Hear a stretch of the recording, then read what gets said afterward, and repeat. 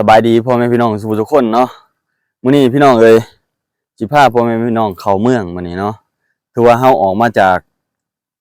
ในข้างในเลยเนาะข้างในหมู่บ้านเลยเลิกเติบเนาะเพื่อออกมานี่ทางดำเด้อพี่น้องทางบ้านเฮาเพิ่นเฮ็ดทางดำเนาะ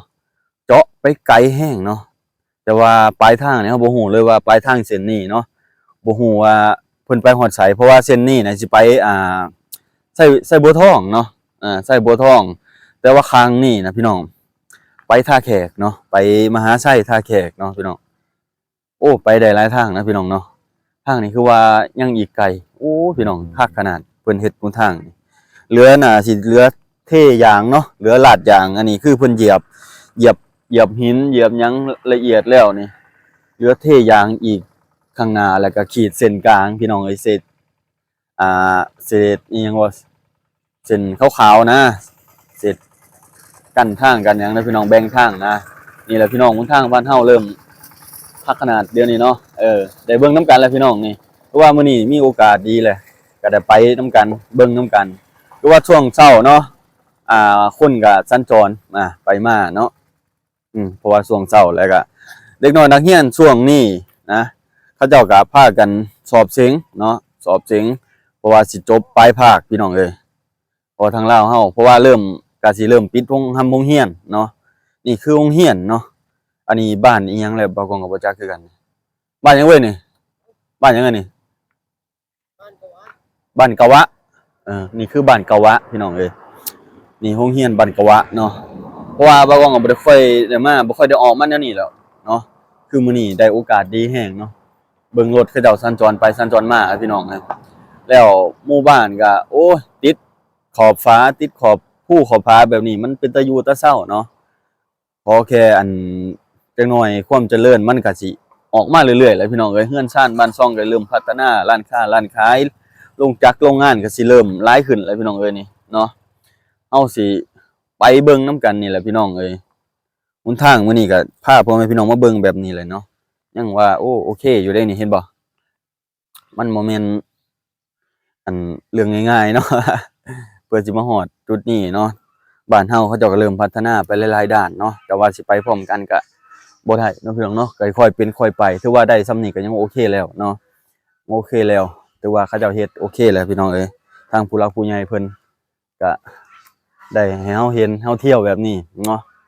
ก็โอเคเนาะพี่น้องเนาะหลายแฮงก็แบบนี้ไปมาก็สะดวกสบายยามเจ็บยามป่วยหรือยามมีธุระไปทางการทางหยังเนาะได้เที่ยวเส้นทางแบบนี้มันก็รวดเร็วเนาะก็ทันเวลาที่เขาจะไปจะมาเนาะมันก็ไปแบบนี้ก็สะดวกสบายพี่น้องเพราะว่าถ้าเฮาไปหนทางแบบหนทางในบ้านเฮาเนาะก็บ่ได้ว่าจังซั่นจังซี่เนาะพี่น้องเนาะถ้าทางในบ้านเฮามันก็ยังเป็นหนทางแบบทางเก่าเนาะทางแบบทางดินแดงบางทีก็มีขี้ตกขี้ตมบางทีรถใหญ่เที่ยวมันก็ทางมันก็เละเนาะเละแล้วเวลาเฮาไปเที่ยวแม่นบ่เวลาเราไปเที่ยวแล้วมันย่ำฝนย่ำหยังนะมันลมมันเป็นหลุมเป็นขี้ตกขี้ตมเนาะแต่บางที่ย่ำแล้งมันไงแบบนี้นะเนาะก็มันก็สิไปประมาณนั้นแต่ว่าเขาเจ้าผู้หลักผู้ใหญ่ในบ้านในเมืองเขาเจ้าคอยพัฒนาไปแนวนี้แหละพี่น้องเบิ่งดินี่ทางนี้เขาจะก็สิเจาะลงไปเห็นบ่แค่ว่าเขาเจ้าเฮ็ดเส้นนี้ก่อนนี่เฮ็ดเส้นนี้ก่อนนี่เฮ็ดเส้นนี้ไปพุ่นแล้วพวก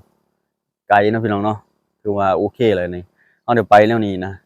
เส้นแนวนี้สิไปเดินทางไปใส่ก็โอเคเนาะพี่น้องเนาะใส่ระยะมันก็ระยะการเดินทางมันก็ไวเนาะแล้วก็การเดินทางแบบสะดวกสบายเนาะแต่ว่าเฮาก็เอาความปลอดภัยตัวเองคือใส่หมวกกันน็อกเนาะแล้วก็ระมัดระวังในถนนหนทางเนาะพี่น้องเนาะทางนี้ก็เป็นร้านค้าร้านขายพี่น้องอยู่หน้าโรงเรียนโอ้เหมาะเจาะเลยเนาะคือเพิ่นขายของก็ได้เนาะมื้อนี้ก็สิเข้าในเมืองเลยพี่น้องเลยได้โอกาสพาพ่อแม่พี่น้องไปเบิ่งนำกันเนาะคือว่าเฮาได้มาเห็นหนทางแบบนี้ก็ถ่ายบรรยากาศแบบให้พี่น้องได้เบิ่งเพราะเฮาก็อยู่แต่ในบ้านนอกบ้านนาเนาะบ่ได้ออกมาเห็นแบบนี้เนาะอันนี้ก็คือหนทางที่อันนี้คือหนทางเส้นที่ไปบัวลำพาบ่แม่นอิหยังเว้ยไปไสกันนะไสบุทองเนาะไปเส้นทางไส้บุทองแล้วก็ไปบุรพาก็ได้ทางบุรพาไปบัวลำพาไสบัวทองพี่น้องไปเส้นนี้แหละนี่ยังอีกไกลแม่นเว้ยหลายหลักเนาะ ได้รัก มื้อนี้เฮาเดินทางกับเสี่ยวมื้อนี้เพิ่นก็พาเขาไปเบิ่งในเมืองเพิ่นว่าแล้วก็เบิ่งทิวทัศน์ธรรมชาตินี่แหละพี่น้องนี่แหละได้พาพ่อแม่พี่น้องมาเบิ่งนั่นนี่ก็ยังโอเคเลยเนาะคือว่ามื้อนี้ก็ตื่นมาก็ไปเลยเนาะคือว่ามื้อนี้แดดได้เว้ยนี่แดดได้นี่เขายังว่าออกมาแต่เช้าจังโมงเลยตอนนี้6โมงประมาณ6โมงกว่าๆเนาะเกือบ7โมงอ่ะพี่น้องเอ้ยนี่แหละพี่น้องเอ้ยธรรมชาติแบบนี้เฮาก็ยังได้เบิ่งยังได้เห็นเนาะโอเคแม่นบ่พี่น้องคันได้เห็นแนวนี้เนาะเบิ่งเฮาก็อิ่มตาอิ่มใจเนาะเห็นบ้านเมืองเฮาพัฒนาไปหลายๆด้านเนาะแต่ว่าเพิ่นสิไปพร้อมกันคงสิบ่ได้เนาะพี่น้องเนาะเพิ่นเฮ็ดถนนหนทางให้เฮาแบบนี้ก็ยังโอเคเลยพี่น้องได้ไปได้มาเนาะพี่น้องว่าจังไดเนาะโอเคแม่นบ่นี่แหละพี่น้องเอ้ยเบิ่งทางหน้าเป็นเขาเป็นผาเนาะนี่แหละยังหลายพี่น้องนี่ยังหลายเขาจะยังเฮ็ดหลายอย่างอยู่ไปเฮือนซ่านบ้านซองก็สิเริ่มสิเริ่มมีหลังใหญ่ๆใหญ่แถวทางเนาะพี่น้องเอ้าไปเบิ่งการเดินทางว่าสิเป็นแนวใดพี่น้องไปพี่น้องเบิ่งกันนี่คือวิถีชีวิตนี่เฮือนซ่านบ้านซองที่ติดถนนใหญ่ถนนทางดำเนาะเส้นหลักเนาะพี่น้องเนาะเข้าตัวเมืองก็คือเขาเจ้าก็เริ่มพัฒนาไปแล้วพี่น้องเอ้ยทางก็สิมีไปด้วยร้านค้าร้านขายเนาะแต่ว่าเพิ่นน่ะเพิ่นเปิดร้านแล้วคงใส่ยังเศร้าอยู่เนาะพี่น้องเนาะพี่น้องวิถีชีวิตกำลังสิเปลี่ยนแปลงไปพี่น้องหาความเจริญเข้ามาแล้วเด้เนาะทางนี้ทางยังเพิ่นก็สิเริ่มปรับแปลงเนาะนี่เป็นร้านเวียดร้านจีนนั่นแหละพี่น้องร้านค้าแบบนี้เบิ่งออกเลยเป็นร้านเวียดร้านจีนเนาะอันนี้ก็สิเป็นอีหยังศาลาหมู่บ้านนี่เนาะพี่น้องเนาะยามเพิ่นร่วมเพิ่นหยังกันเพิ่นก็มากองประชุมกันอยู่นี้เนาะอันนี้บ้านอีหยังนี่กะวะเนาะบ้านกะวะนะพี่น้องเนาะโอ้ยพี่น้องเอ้ยนี่เจ้าคอยเฮ็ดคอยพัฒนาเบิ่งทั้งพุ่นมีหมอกสมงามแท้พี่น้องเอ้ยผมเบิ่งมันซ่อนแต่ทิวทัศน์ธรรมชาติบ้านเฮานี่แหละพี่น้องนี่แหละคักขนาดเนาะไปน้ำกันพี่น้องจะว่าอยู่นี่มีใส่น้ำประปาเถอะฮะอยู่นี่ใส่น้ำประปาบ่เนี่ยโอ้คักเลยพี่น้องอยู่นี่มีน้ำประปาใส่เด้อ มีโครงการเข้ามา ไปพี่น้องไปน้ำกันเนาะดูแหละยังอีกไกลแต่ว่ามื้อนี้พาพี่น้องมาเบิ่งกันทางการเดินทางเฮาก่อนเนาะและความพัฒนาของเพิ่นเนาะเส้นทางดำนี่ปลูกขายอีหยังหมักหมูเด้เนาะยามมาแล้วพี่น้องเอ้ย ในหน้าตะกร้าเขาเจ้าก็บ่ต้องใส่ปุ๋ยนะทางนี้สงสัยบ่ใส่ปุ๋ยเลยเนาะก็บ่เล่นปุ๋ยนะพี่น้องแต่ว่าหน้าน่ะงามคักงามแน่นะเพราะว่าดินดีทางนี้นะ งามอยู่แล้ว ปลูกยังก็งาม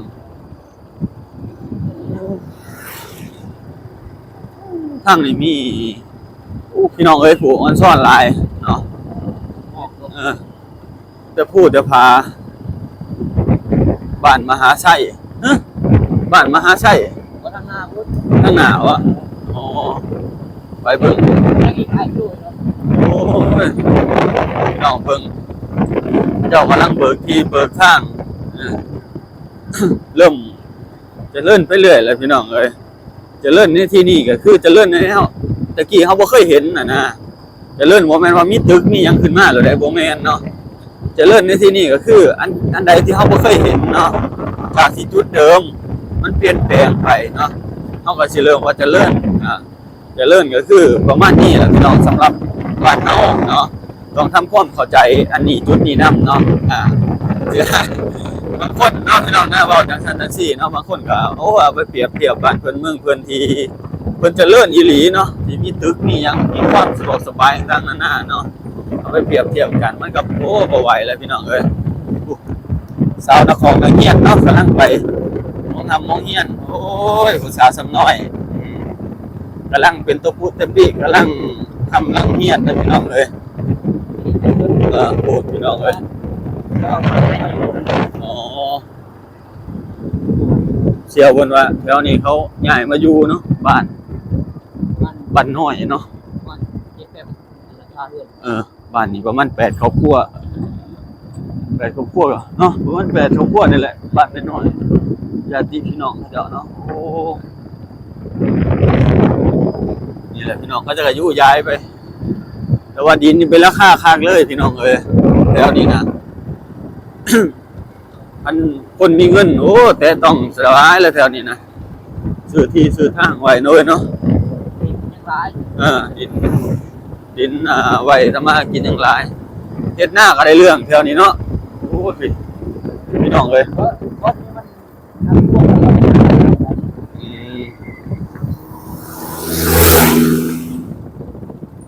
นี่ห่วยพี่น้องเอ้ยหัวห่วงห่วยเนาะแห้งไว้แล้วฝนบ่ทางแห้งบ่ทางนี้ บ้านนาจารย์พี่น้องเอ้ยบ่แม่นบ้านนาจารย์ชาวพรเด้เนาะอันนี้บ้านนาจารย์เมืองมหาชัยเนาะไปพี่น้องเอ้ยไปนำกันว่าโอ้ได้เรื่องนะธรรมชาติเด้อเนาะไปลอยเลยนี่ลอยให้ลอยบ่อนต้องเที่ยวกันหลายบ่อนเที่ยวกันหลายเนาะว่าน้ำคำทิพย์ก็มีหลาย โอ้หลายพี่น้องหลายบ่อนท่องเที่ยวบ่อนพักผ่อนเนาะหลักๆเลยเนาะคนที่รู้จักก็คือทำนั่งแอมแล้วก็พาพลังเนาะแล้วก็หมฉลองสลิงนะเขาจะเป็นชื่อเมืองไหนรู้จักกันแถวหาดยมราชนี่แหละพี่น้องเมืองท่องเที่ยวคือแถวยมราชนะพี่น้องเมืองยมราชนี่แหละเนาะแต่ว่าก็คือโตแพงขมวดเนาะถ้าเห็นไปยมราชก็เลยมันสิเรียนลุ่งกันวะโอ้มีโอกาสหนึ่งจะไปน้ำกันพี่น้องหาทุนหาห้อนจะเนาะจะไปน้ำกันเนาะไปเบิ่งน้ำกันพี่น้องเลยเขาท่าแคนเลยวันหน้าพาแคนเลยเนาะวันหน้าพาแคนนี่ทางพี่น้องเลยทางกลางโอ้ยสะดวกสบายพอเที่ยวเนาะเหลือแค่เพิ่นแบ่งขีดเส้นกลางอะไรก็ลาดยางเนาะเที่ยยางเนาะอันนี้เป็นนาซีเพื่อนในเที่ยวเส้นนี้นาซีนาอยู่พี่น้องเลยนาแห้งเติมเลยเนาะคนกำลังเฮ็ดบ่ได้หรือยังไงคนกำลังเฮ็ดปีนี่พี่น้องเลยทางเขาวันอาจารย์นี่ทางเขาบ้านอาจารย์พี่น้องเลยนี่เขาใกล้เติมบ่เว้ยไกลเติมเลยโอ้ความผู้ความมันไปอีกโอ้เนาะหาอยู่หากินบ้านเดียวเนาะนี่เป็นแบบบ้านข้าวตะกี้ทางนอกนะบ้านทางนอกบ้านลึกๆนะพี่น้องบ้าน2 ลีกนะไปเลยเพราะว่าเขาจะยังคงวัฒนธรรมคือเก่าเนาะทางนี้ผู้ใดเนาะปลูกต้นพริกไว้พี่น้องพี่น้องมันใหญ่ได้ขายขนาดไหนนะ